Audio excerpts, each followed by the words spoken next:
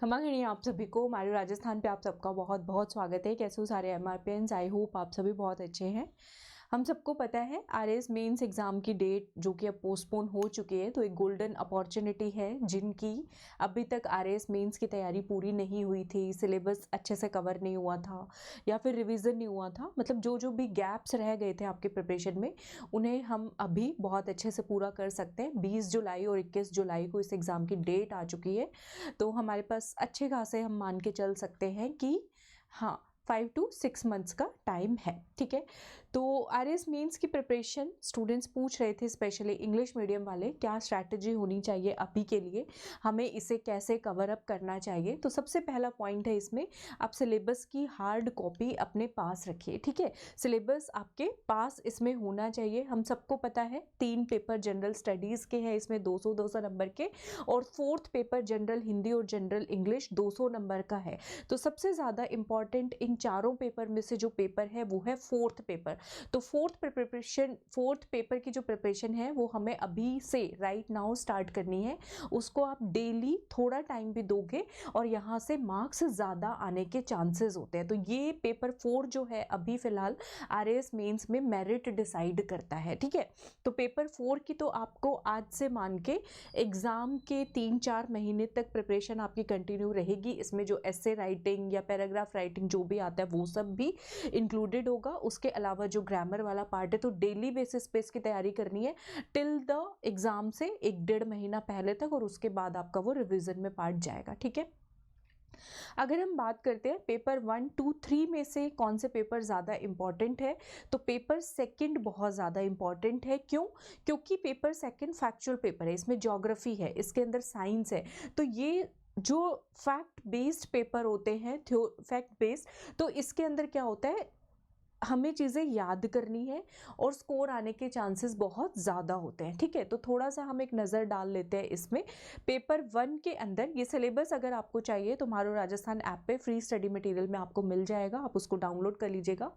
Paper 1 की अगर हम बात करते हैं, हिस्ट्री कल्चर ऑफ राजस्थान है, उसके बाद इंडियन हिस्ट्री एंड कल्चर है, एंड देन वर्ल्ड हिस्ट्री इसके अंदर कवर अप है। ठीक है, उसके अलावा पेपर 1 की जो सेकेंड यूनिट है इसमें इकोनॉमिक्स आएगा।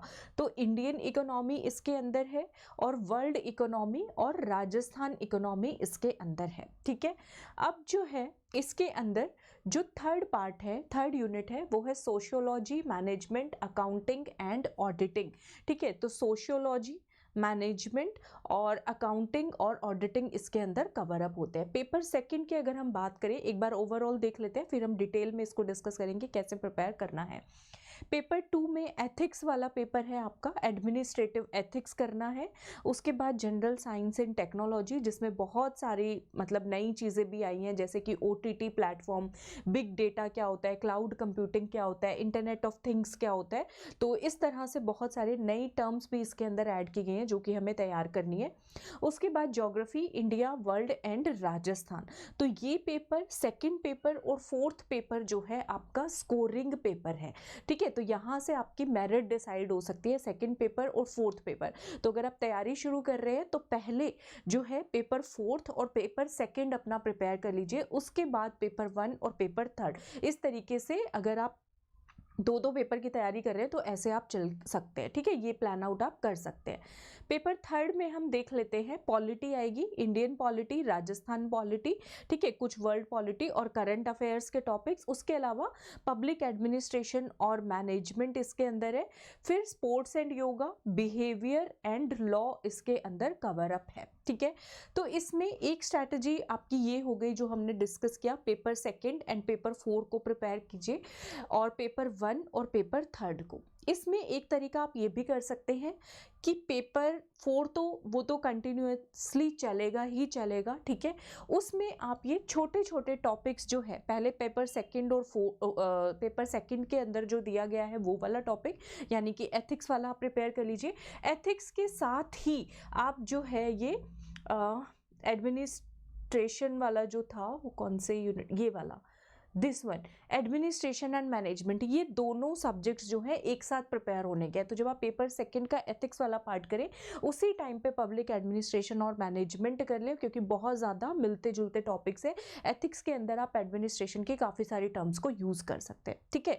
और उसके साथ साथ आप छोटे सब्जेक्ट्स, जब आपने ये चीज़ें कर ली हैं तो छोटे सब्जेक्ट्स आप पहले प्रिपेयर करके रख सकते हैं, क्योंकि इनमें टाइम कम लगता है और स्कोर भी अच्छा आएगा। जैसे स्पोर्ट्स योगा, बिहेवियर हो गया, लॉ हो गया, ये छोटे वाले जो सब्जेक्ट्स है ना, ये काफ़ी ज़्यादा आपको मतलब मान के चले 10-10 दिन में प्रिपेयर किए जा सकते हैं, या एक हफ्ते के अंदर, और इसके अंदर आपके मार्क्स अच्छे आएंगे। तो जब ये छोटे टॉपिक्स हम कवर कर लेते हैं सब्जेक्ट्स, तो उससे बेनिफिट ये होता है, आपको लगता है एक लार्ज चंक ऑफ सिलेबस हमारा कंप्लीट हो गया, ठीक है। तो चलिए एक बार रोड मैप देख लेते हैं कि हमें किस तरीके से प्रिपेयर कर लेना चाहिए, डिटेल में देख लेते हैं।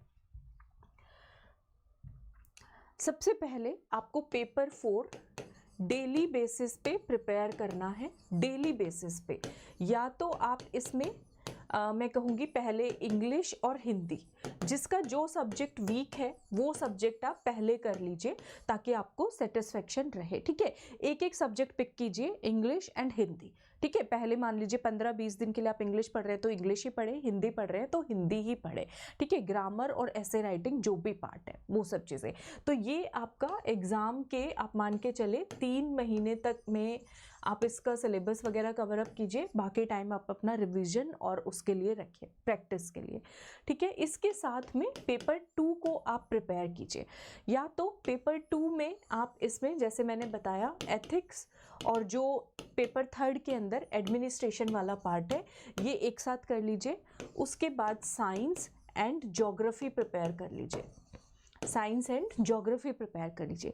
इसके बाद आप पेपर 1 और पेपर 3 के जो छोटे सब्जेक्ट्स हैं, स्मॉल सब्जेक्ट्स जैसे कि अकाउंटेंसी वाला हो गया, स्पोर्ट्स योगा हो गया, इनको एक बार प्रिपेयर करके रख दीजिए थोड़े टाइम के अंदर।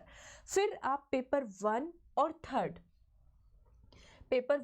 और थर्ड को डिटेल के अंदर प्रिपेयर कीजिए, ठीक है। जो इंडियन इकोनॉमी, पॉलिटी और ये वाले टॉपिक्स रह गए हैं वो सब बाद में। इस तरीके से अगर आप प्रिपेयर करते हैं, अपना टाइम टेबल शेड्यूल बना के इतने महीने में इतने दिन के अंदर मुझे ये वाला सब्जेक्ट कवर अप करना है, इतने दिन में ये वाला सब्जेक्ट कवर अप करना है, तो आपकी तैयारी बहुत अच्छे तरीके से हो सकती है।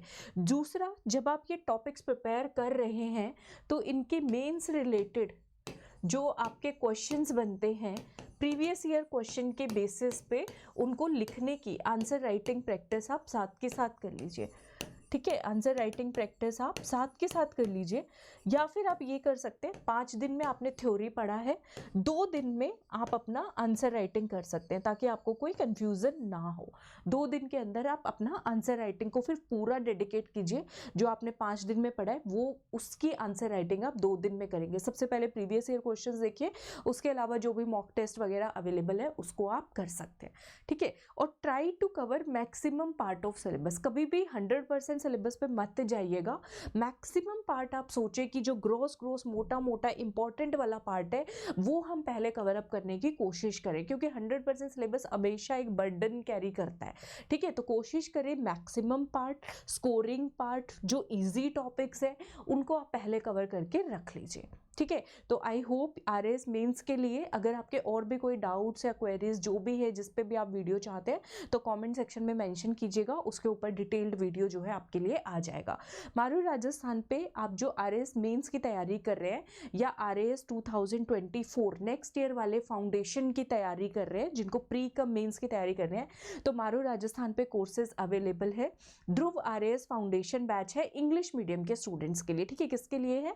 इंग्लिश मीडियम के स्टूडेंट्स के लिए। तो आप इस कोर्स को अभी से ज्वाइन कर सकते हैं, ठीक है। अभी ज्वाइन करेंगे तो जब भी वैकेंसी आएगी तो आपको कोई टेंशन नहीं लेना पड़ेगा इसके लिए, ठीक है। इसके अलावा मेंस के लिए इंग्लिश मीडियम मेंस जिनका है वो वाले students excel RS mains course को ज्वाइन कर सकते हैं, ठीक है। डिस्क्रिप्शन में आपको सारे लिंक्स मिल जाएंगे और कोई भी डाउट या क्वेरी हो तो आप मुझे कॉल करके पूछ सकते हैं, ठीक है। इसके अलावा आरएस मेंस को लेके जो भी आपके डाउट हो, जो भी माइनर से माइनर, आप मुझसे पूछ लीजिएगा, कमेंट सेक्शन में मैं आपको बताऊंगी, ठीक है। तो मिलती हूँ मैं आपसे नेक्स्ट वीडियो में। सबको मेरी तरफ से घनी घनी राम राम। अगर ये इन्फॉर्मेशन अच्छी लगी हो तो वीडियो को लाइक, सब्सक्राइब, शेयर करना ना भूलिएगा। Thank you.